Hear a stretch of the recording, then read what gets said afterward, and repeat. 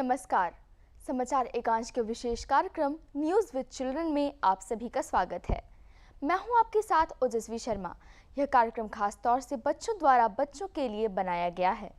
इस कार्यक्रम में हम आपको देश और दुनिया की खबरों से अवगत कराएंगे।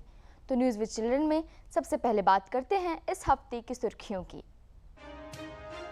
देश के 15वें राष्ट्रपति के पद पर द्रौपदी मुर्मू का निर्वाचन। चुनाव में यशवंत सिन्हा को भारी अंतर से हराया। 25 जुलाई को द्रौपदी मुर्मू लेंगी राष्ट्रपति पद की शपथ। भारत ने कोरोना वैक्सीन के 200 करोड़ से भी अधिक डोज लगाकर नया कीर्तिमान बनाया। पीएम मोदी ने चिट्ठी लिखकर सभी भागीदारों की प्रशंसा की। नीति आयोग ने जारी किया तीसरा इनोवेशन इंडेक्स। कर्नाटक, तेलंगाना और हरियाणा टॉप 3 पोजीशंस पर काबिज। सीबीएसई के 12वीं और 10वीं परीक्षा के परिणाम हुए घोषित। यूपी की तान्या सिंह ने 12वीं और 10वीं में, दिया नामदेव ने किया टॉप। द्रौपदी मुर्मू देश के राष्ट्रपति पद के लिए निर्वाचित हो गई हैं। राष्ट्रपति चुनाव में द्रौपदी मुर्मू ने विपक्ष के उम्मीदवार यशवंत सिन्हा को हराया। 25 जुलाई को द्रौपदी मुर्मू देश के 15वें राष्ट्रपति के तौर पर पद की शपथ लेंगी। देश के 15वें राष्ट्रपति के रूप में द्रौपदी मुर्मू ने चुनाव में जीत हासिल कर ली है।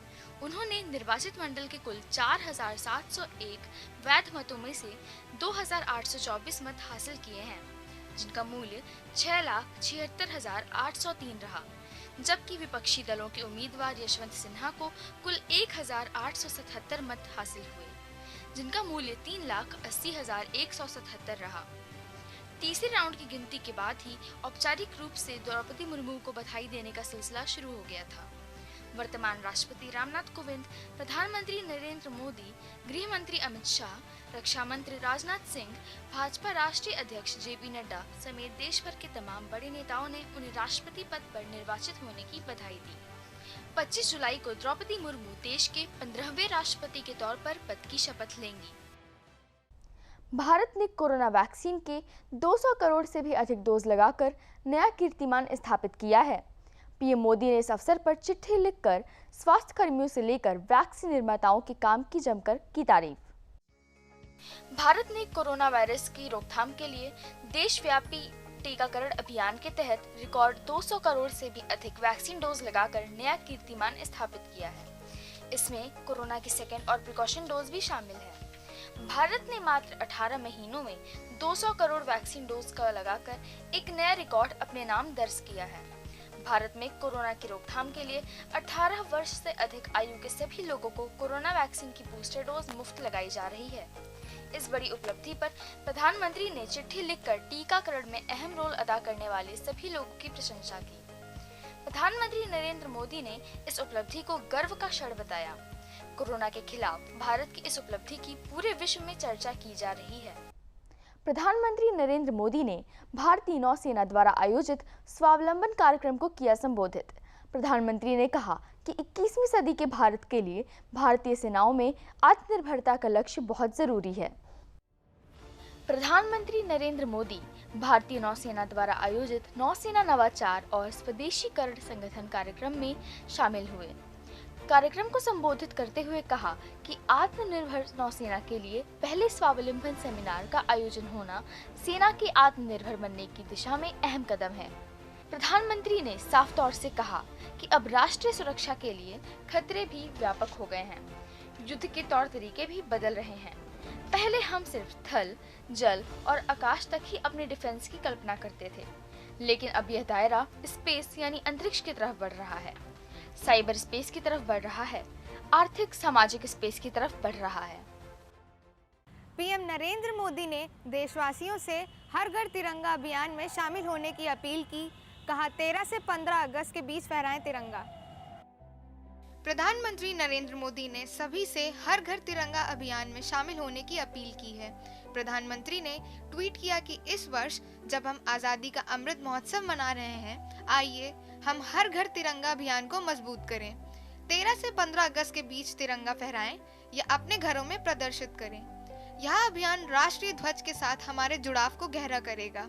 प्रधानमंत्री ने कहा कि आज हम उन सभी लोगों के महान साहस और प्रयासों को याद करते हैं जिन्होंने औपनिवेशिक शासन के खिलाफ संघर्ष के दौरान स्वतंत्र भारत के लिए एक ध्वज का सपना देखा था। हम उनके विजन को पूरा करने और उनके सपनों के भारत के निर्माण के लिए अपनी प्रतिबद्धता दोहराते हैं। कॉमनवेल्थ गेम्स 2022 में हिस्सा लेने जा रहे भारतीय खिलाड़ियों के दल से प्रधानमंत्री नरेंद्र मोदी ने किया संवाद। पीएम मोदी ने उन्हें शुभकामनाएं दी एवं इस दौरान उनका हौसला भी बढ़ाया। प्रधानमंत्री नरेंद्र मोदी ने वीडियो कॉन्फ्रेंसिंग के जरिए कॉमनवेल्थ गेम्स 2022 में भाग लेने जा रहे भारतीय खिलाड़ियों से बातचीत की। इस दौरान प्रधानमंत्री ने पूरे देश की ओर से सर्वश्रेष्ठ प्रदर्शन करने के लिए खिलाड़ियों को शुभकामनाएं दी। पीएम मोदी ने भारतीय खिलाड़ियों से कहा कि जमकर खेलिए। पीएम मोदी ने कहा कि दुनिया पर छा जाने का सुनहरा अवसर है कॉमनवेल्थ गेम्स, किसी से डरना नहीं है। रानिल विक्रमसिंघे को श्रीलंका का नया राष्ट्रपति चुना गया। आर्थिक और राजनीतिक अस्थिरता का सामना कर रहे पड़ोसी देश श्रीलंका को बुधवार को नया राष्ट्रपति मिल गया है। रानिल विक्रमसिंघे को नया राष्ट्रपति चुन लिया गया है। बुधवार को हुए राष्ट्रपति चुनाव में उन्होंने जीत दर्ज की। रानिल विक्रमसिंघे को 134 सांसदों का समर्थन मिला है। रानिल विक्रमसिंघे का कार्यकाल नवंबर 2024 में खत्म होगा।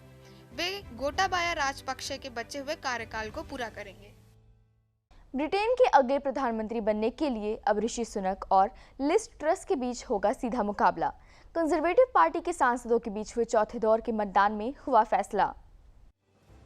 ब्रिटिश पीएम पद के लिए भारतीय मूल के ऋषि सुनक सबसे मजबूत दावेदार बनकर उभरे हैं।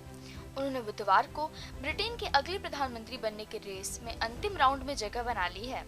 अब पार्टी और प्रधानमंत्री के रूप में ब्रिटेन का नेतृत्व संभालने के लिए उनका मुकाबला विदेश मंत्री लिज ट्रस से होगा। पांचवें दौर के मतदान में ऋषि सुनक को सबसे अधिक 137 वोट मिले हैं, जबकि लिज ट्रस को 113 वोट मिले हैं। नीति आयोग ने जारी किया तीसरा इनोवेशन इंडेक्स।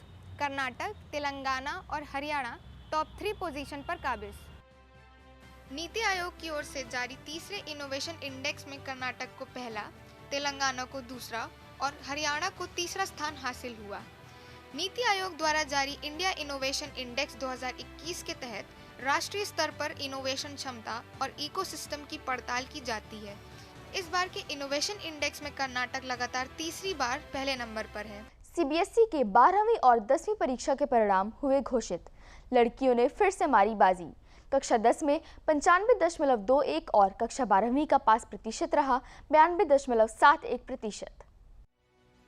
सीबीएसई बोर्ड की कक्षा 10वीं और 12वीं परीक्षा में लड़कों के मुकाबले लड़कियों का प्रदर्शन काफी शानदार रहा है। कक्षा 10वीं का कुल पासिंग परसेंटेज 95.21% है, जबकि लड़कों का पासिंग परसेंटेज 93.80 है। इसी तरह 12वीं के नतीजों में कुल पास प्रतिशत 92.71% है।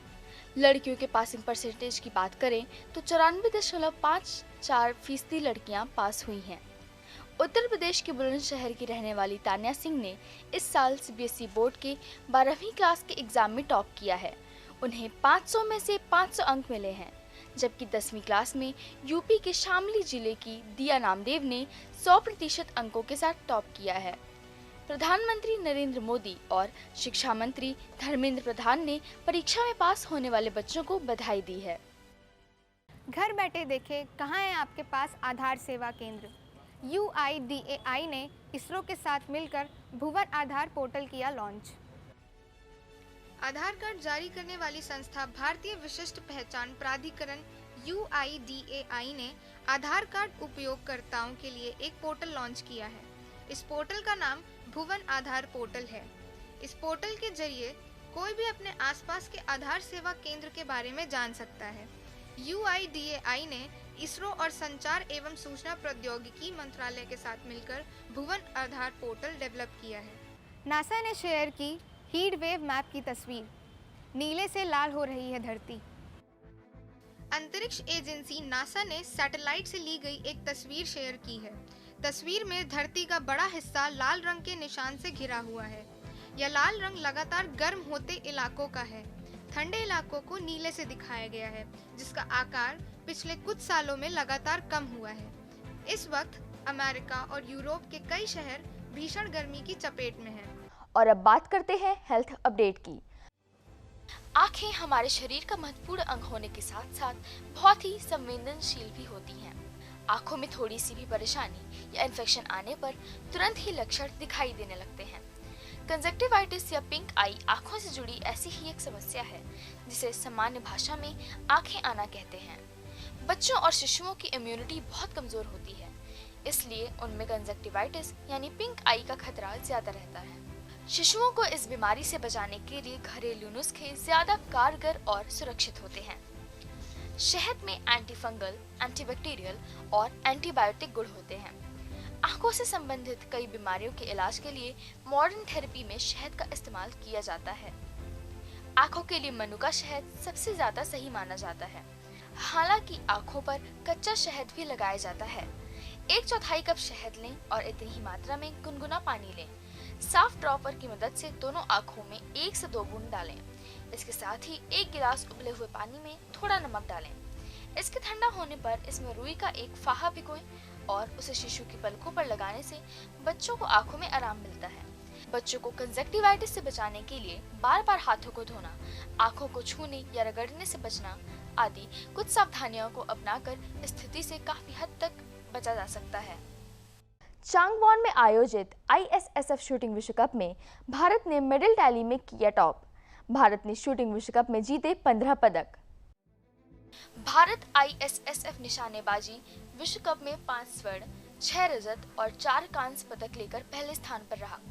टूर्नामेंट के आखिरी दिन भारत के अनीश भानवाला, विजयवीर सिद्धू और समीर ने 25 metre rapid fire pistol team स्पर्धा में रजत पदक जीता, जबकि मिराज अहमद खान ने पुरुषों की स्कीट स्पर्धा में भारत को स्वर्ण पदक दिलाया है। और अब बात करते हैं आजादी के अमृत महोत्सव की। देश की आजादी के आंदोलन को तेज करने के लिए क्रांतिकारियों के दल को धन की जरूरत हुई।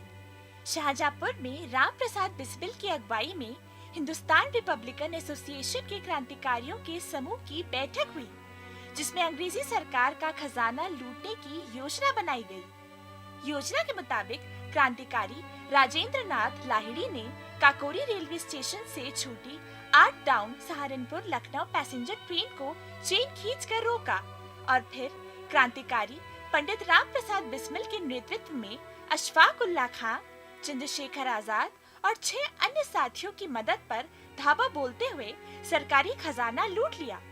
तारीख थी 9 अगस्त 1925। काकोरी कांड के साथ ही यह तारीख स्वतंत्रता संग्राम इतिहास के सुनहरे पन्नों में दर्ज हो गई। क्रांतिकारियों ने काकोरी कांड के जरिए ब्रिटिश हुकूमत को खुली चुनौती दी थी। काकोरी ट्रेन लूट कांड में कुल 4,601 रुपए लूटे गए थे। आज के लिहाज से ये रकम काफी कम है, लेकिन 1925 में ये एक बड़ी रकम थी। इस पूरे कांड के दौरान जर्मनी के माउजर का इस्तेमाल किया गया। काकोरी कांड से अंग्रेजी हुकूमत बौखला गई। काकोरी कांड का मकसद सिर्फ अंग्रेजों के सरकारी खजाने को लूटना नहीं था और उन्हें एक कड़ा संदेश भी पहुंचाना था। इसके बाद जब अधिकतर लोग पकड़े गए तो 10 महीने तक मुकदमा चला। उन पर विभिन्न धाराओं पर तमाम मुकदमे चलाए गए, जिनमें राजेंद्र नाथ लाहिड़ी, पंडित राम प्रसाद बिस्मिल, अशफाक उल्लाह खां और ठाकुर रोशन सिंह को फांसी की सजा सुनाई गई। इस घटना में 16 अन्य क्रांतिकारियों को कम से कम 4 साल की सजा से लेकर अधिकतम काला पानी यानी आजीवन कारावास तक की सुनाई गई। 17 दिसंबर 1927 को राजेंद्र नाथ लाहिड़ी को गोंडा में, 19 दिसंबर को राम प्रसाद बिस्मिल को गोरखपुर, अशफाक उल्लाह खां को फैजाबाद, रोशन सिंह को इलाहाबाद की जेल में फांसी दे दी गई। हंसते हंसते इन लोगों ने मां भारती के चरणों में अपने प्राणों का बलिदान कर दिया और आजादी की अलख में नई ऊर्जा भर दी। न्यूज़ विद चिल्ड्रन में आज इतना ही। हमें उम्मीद है कि आपको हमारी ये कोशिश पसंद आई होगी। तो अगले हफ्ते आपसे फिर से मुलाकात होगी देश और दुनिया की खबरों के साथ। धन्यवाद। देखते रहिए दूरदर्शन उत्तर प्रदेश।